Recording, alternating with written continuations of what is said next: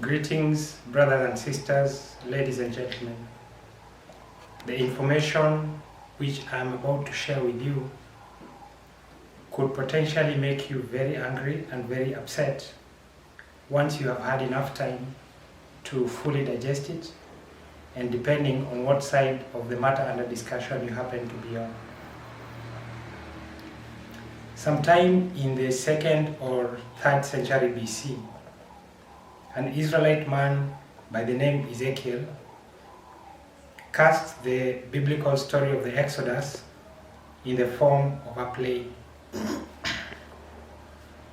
He formatted the play as a Greek-style tragedy, and because of that has come to be known as Ezekiel the Tragedian. You can search for him online by that name or by the word hexagog, which is the name of his play. Only fragments of that play have survived to our present time. In one of the fragments which have survived is a conversation that took place when Moses first met the Zipporah, who later on became his wife. In that conversation, Zipporah says to Moses, "This land, O stranger, is called Libya. It is a land of black people. One man is their king and priest, and he is my father." That conversation holds a vital clue to the location of the biblical Mount Sinai.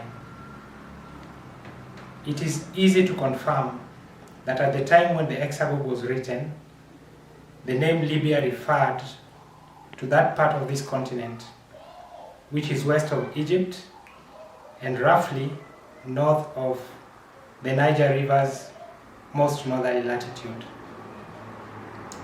Therefore, audiences before which that play was performed during the lifetime of Ezekiel believed him to be saying that the place where Moses first met with Zipporah is located somewhere to the west of Egypt. That is very important because it was while Moses was pasturing flocks that belonged to Zipporah's father Jethro that he met with our Creator at the incident of the burning bush. The mountain upon which that incident occurred must therefore be located in the same general area where Moses and Zipporah first met. If, therefore, it is true that the mountain where they met, which is Mount Sinai, is located to the west of Egypt, then there simply cannot be any way that the Israelites could have crossed that body of water that is today we call Red Sea. And that is because we know that Moses led the Israelites to Mount Sinai directly after they came from Egypt.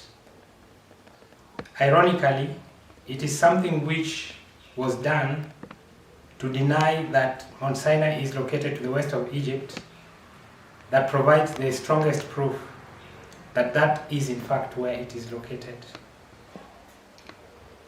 In 1526, a black man with a rather long name, but who is better known simply as Leo Africanus or Leo the African, wrote a book in several volumes which he titled The History and Description of Africa and of the Notable Things Therein Contained.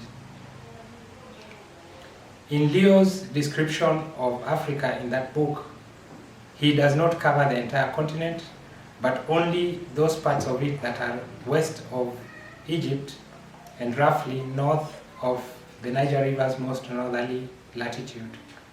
And that is because at the time when he was writing, the name Africa did not refer to the entire continent, but only to that portion of the continent which Ezekiel names as Libya. And the names Africa and Libya were actually synonymous. You can access Leo Africanus' book from several websites which he presented for free. Upon reading Leo's book, it becomes clear that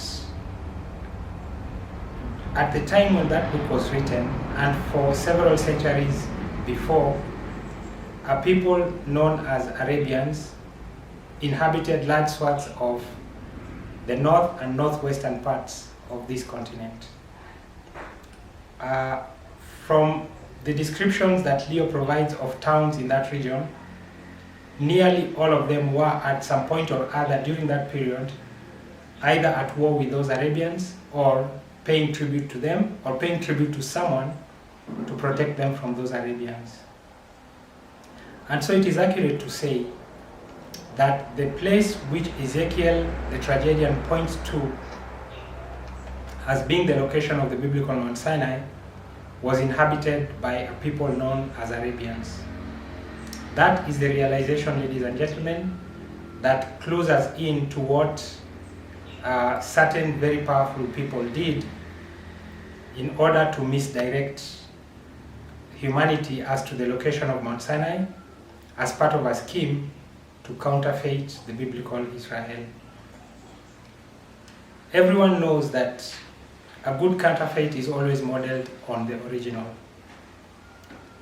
It stands to reason, therefore, that the more like the counterfeit that what is suspected to be the original turns out to be, the more confident we can be that it is in fact the original. We know from multiple other considerations that the country called Israel is a counterfeit of the biblical Israel. Those who created it understood that in order to create a successful counterfeit at the location where they put it, they had to do something which makes it appear that the Israelites headed in the direction of their counterfeit when they left Egypt. To achieve that result, they decided to name the land that is across the Red Sea from Egypt as Arabia. That decision betrays the fact that they were aware and that they knew that the biblical Mount Sinai was located in a land which was inhabited by people called Arabians. And so when it turns out that the place that Ezekiel the tragedian points to as the location of the biblical Mount Sinai was inhabited by people called Arabians, that constitutes the ultimate confirmation that indeed Mount Sinai is located to the west of Egypt, and that therefore the Israelites never crossed the Red Sea.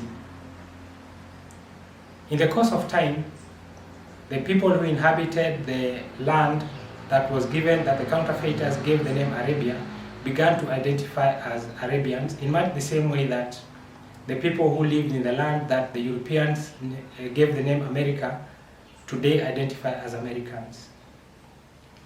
Any person, regardless of their genealogy, can identify by the name of the land that they live in, because such an identifier is completely unconnected with the genealogy of the people who live in the land that bears that name. Only the Arabians, only the people who are Arabian by genealogy, and who are the ones who occupied the lands where Mount Sinai is located, are descendants of Abraham's son Ishmael.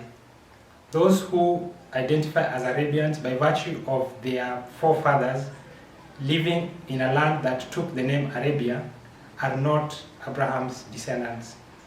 And for that reason, everything that is presumed to be true on the basis of the belief that they are Abraham's descendants is false.